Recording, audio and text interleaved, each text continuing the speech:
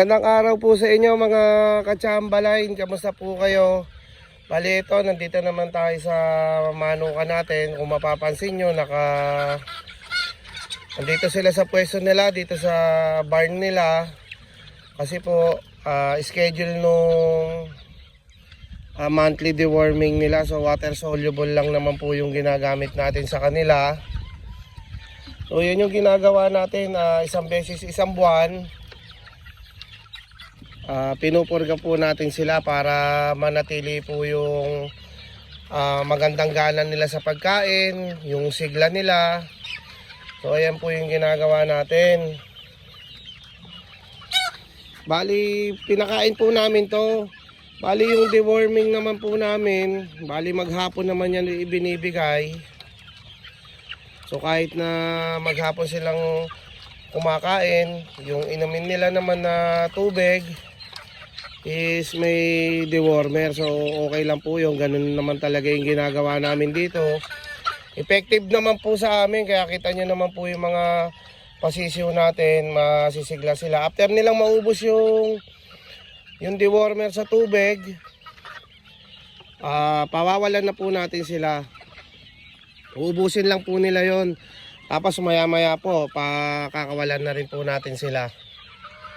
So ganun lang po yung ginagawa namin mga ka-Chamberlain. Yun po yung sistema namin dito, kahit na ibig sabihin po no fasting. Tapos may dewormer lang po yung inumin nila. Kita nyo naman po mga healthy sila. Tapos yung gana nilang kumain, palagi silang malalakas kumain. Pag binigyan magana, makikita nyo naman.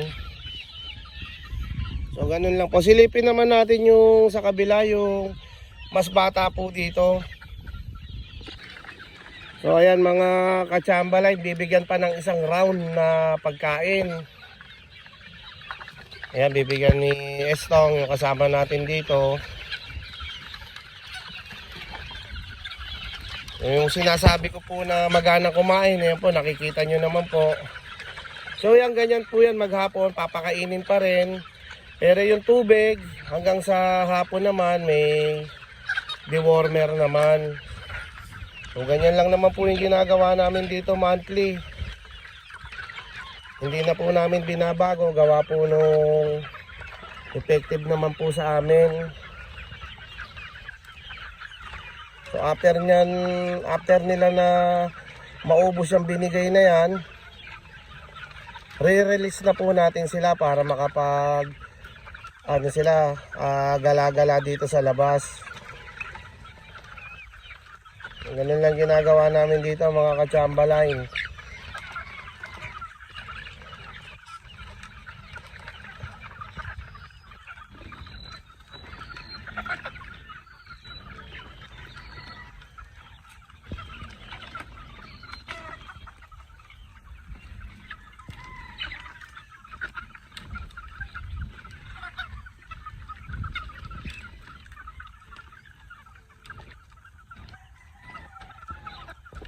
Ito naman mga ka-Chamberlain, yung mas bata dun sa unang naipakita ko po sa inyo. Bali ganun din po, bagong dineworm natin sila ngayong araw. So kikita nyo, pinakawalan na natin sila. Ganon din po, maghapon din po may dewormer yung iinumin nila na tubig. Tapos diretso lang yung pagkain nila. So ayan mga ka-Chamberlain, yan pinakawalan na natin, nakikita nyo sila.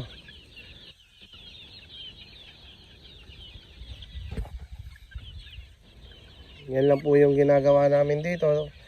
After ng pagde-deworm, bukas naman maghapon silang plain water.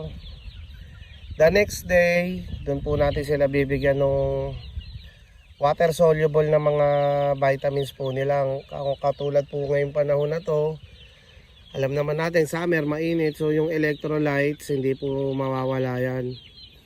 So panlaban natin sa init ng panahon. Ito nyo, sisigla po nila oh.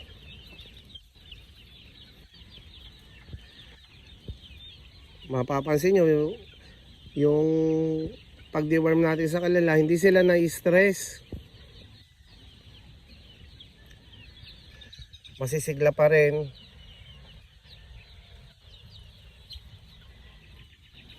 Kasi yung pagkain nila, hindi naman sila pinasting, regular pa rin yung pagbibigay.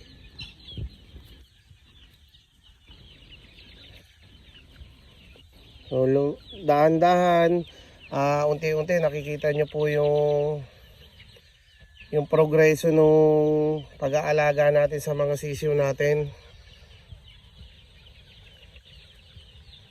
Lumalaki sila na mga healthy, malulusog, malalakas.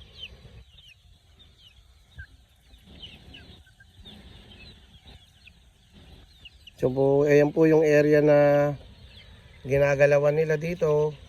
Maluwag po.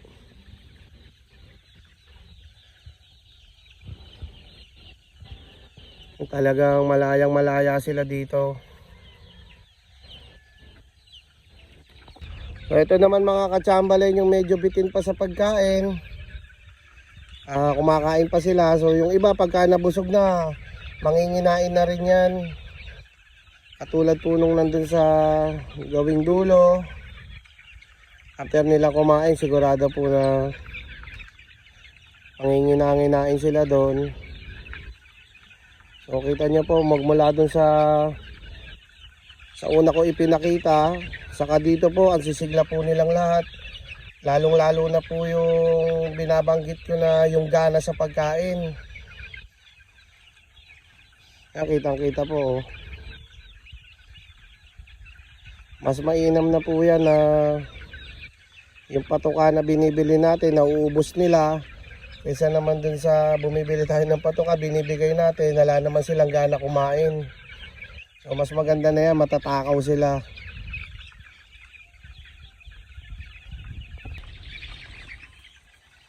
Ayan, dinagdagan pa nung kasama natin yung lagayan para hindi sila masyadong nagsisiksikan.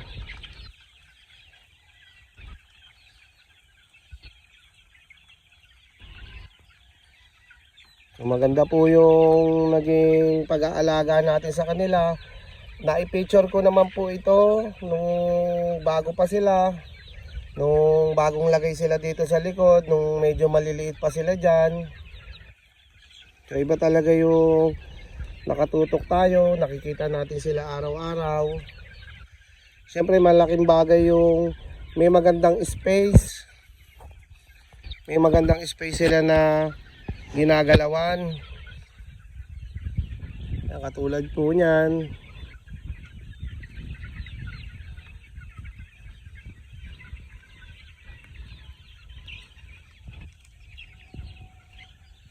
Yan po yung lugar nila. Talagang lalaki sila na malalakas. Saka yung balahibo nila, hindi sila naglalagkit. Makikinis po.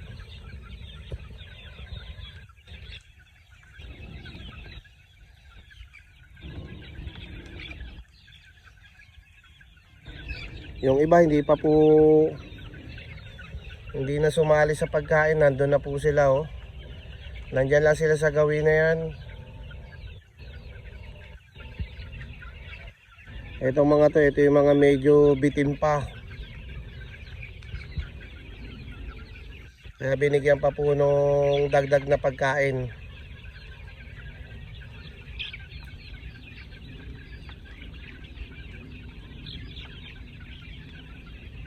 Ayan, pinakawalan na rin mga katsambalay yung mas malalaki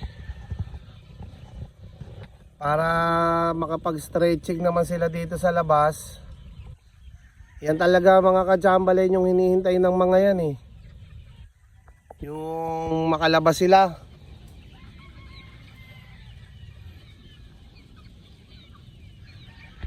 So ayan na po sila.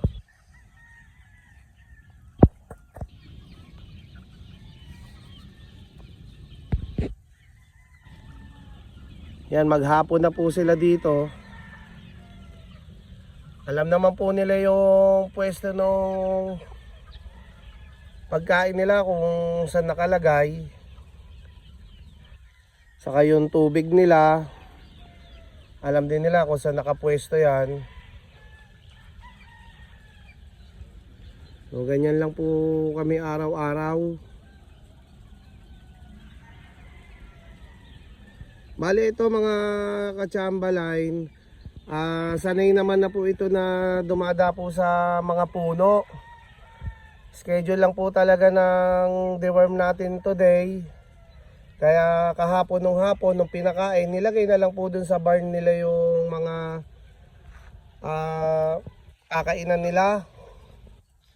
Para magsipasok silang lahat. Tapos nung nasa loob na sila, isinara. Nakapag-deworm po tayo ng maayos ngayong araw. Pero everyday po sa puno na po sila natutulog. Diyan na po sila namamalagi kapag po gabi.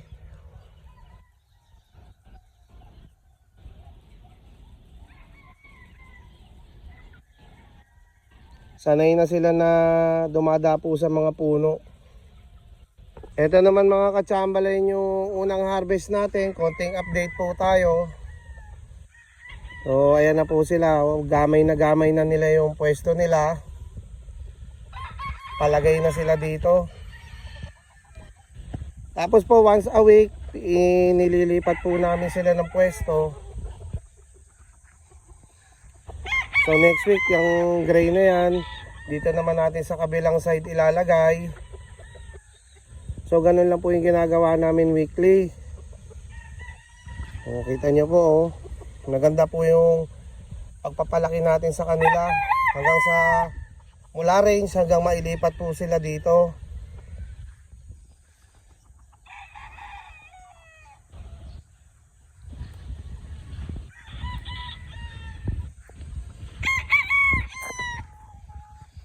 Tingnan naman natin yung iba.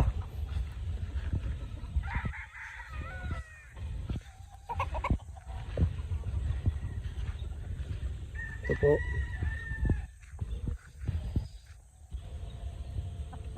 So ayan yung mga una natin na inilabas.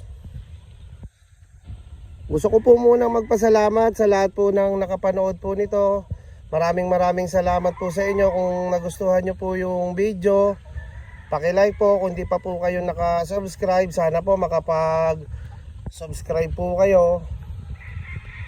So hanggang dito na lang po muna mga ka-Chamberlain. Ingat po tayo palagi. God bless po.